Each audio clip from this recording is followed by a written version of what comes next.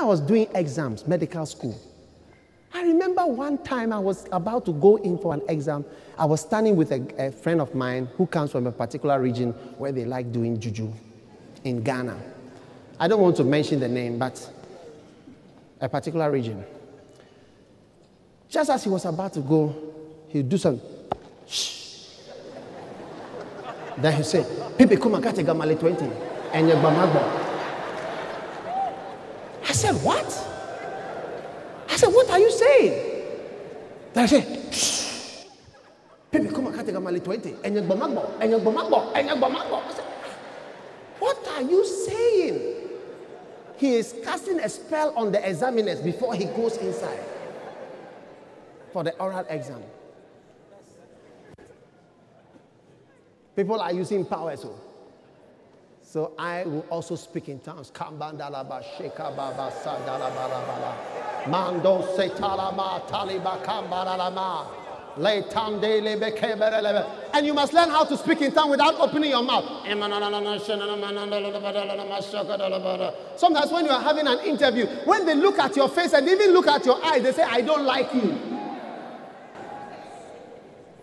Look, decisions are very much based on how people see you when they look at you physically. They look at you physically and say, I don't like you. I don't like you. You are rejected. God's favor is necessary. God's favor is necessary for you to do well in this life. So be spiritual.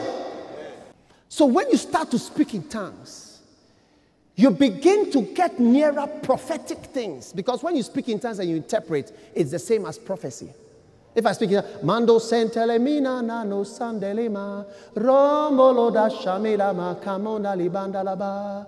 The Spirit of the Lord will come over you and bless you and heal you. The Spirit of the Lord will heal you, will touch your heart, will raise you up again, will cover the pain. The Spirit of the Lord will bless you again and lead you again into a greener pasture. Mandala mashute kamina nando satalaba rendelebe desebelebelebe. Revive again, return again. If I will do it again, and I will bless again and again and again and again. This is the Spirit. You see, the Spirit is speaking. The Spirit is talking to us. We speak in tongues, and then we get into the Spirit, and there's prophecy. Hallelujah. And so there's a certain dryness, a certain dullness that makes you sleep in church, a certain dullness that makes you fall asleep. As soon as we say turn to Deuteronomy, you start yawning. A certain dullness that makes you sit at a meeting and just go to bed because it's so boring to you. That dullness goes, and you can see it even in pastors. Sometimes they are so dull and dead. You start to speak and they just go. For a higher realm and a higher level is required of you to fight at this level and to stay at this level. Yes. There's dryness. The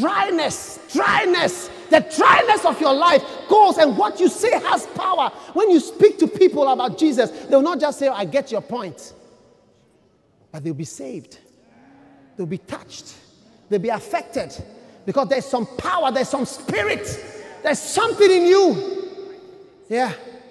And that's what happens when you speak in tongues. There's a new power and life comes into you to help you.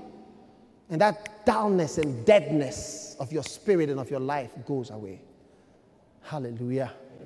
How many want the dryness to go? You see, I'm teaching you how to be spiritual. I'm telling you this year, pastors, pray for 3 hours a day at least. Ordinary church members, pray for 1 hour. When you get up, not dress for 1 hour, pray for 1 hour.